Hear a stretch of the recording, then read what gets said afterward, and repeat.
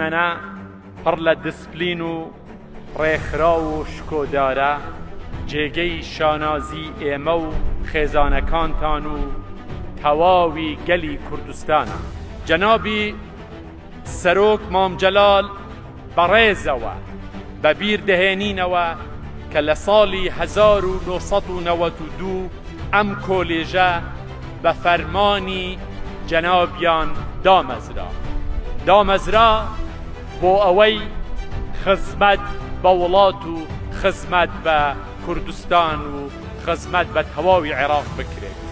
پێشمەرگایەتی بەشێکی زێڕین و سەرەکی ناسنامەی نیشتیمانی و نەتەوایەتیمانە. هیچ کات مەبنە بەشێک و لایەنێکی کێشە و ململانەیە سیاسیەکان، بەڵکو هەمیشە دەبێ وەک هێزێکی نیشتیمانی کوردستانی بمێنەوە و بەرگری لە شکۆی مرۆڤ بکەن بەبێ جیاوازی لەم وڵاتەدا. ئێوە دەبێ لە ناو هێزی پێشمەرگەدا ببنە پارێزەری سەرەکی چەمکەکانی پێکەوە ژیان، لێبوردەیی و یەکتر قبوڵکردن. ئەو کلتورەی شانازی پێوە دەکەین و هەرێمی کوردستانی کردوتە لانکەی ئارامی بۆ هەموو ئائین و نەتەوە جیاوازەکان و بۆ تەمایەی ڕێز و پێزانینی تەواوی کۆمەڵگای نێودەوڵەتی.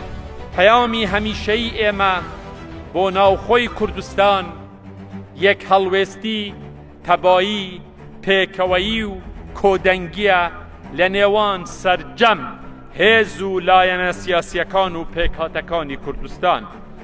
هێز و مانەوەی هەرێمی کوردستان کاتێک مسۆگەر دەبێت کە ئێمە لە ناو خۆماندا تەبابین و بەرژەوەندیەکانی باڵاکانی نیشتمان خەینە سەروی هەموو ململانێ و جیاوازی دیکەوە. یەکگرتووی پێشمەرگە گەرانتی و بنەمایەکی سەرەکی پاراستنی مافە دەستوریەکان و قەوارەی فدرالی هەرێمی کوردستانە. ئەمڕۆ بە شانازیەوە لەژێر سایە و شکۆی ئاڵای کوردستان و ئاڵای عێراقدا دەردەچن.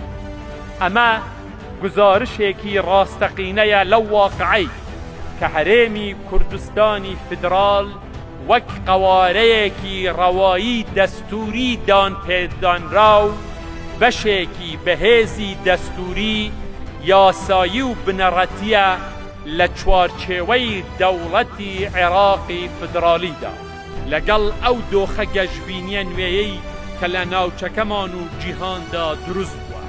ئێمە بە خۆشحاڵیەوە لە هەرێمی کوردستان پێشوازیمان لە کۆتایی هاتنی گرژی شەڕی نێوان ئەمریکا و ئێران کرد کە لە ڕێگەی ڕێککەوتن و دایالۆگ و دیپلۆماسیەوە هیوادارین کۆتایی بێت.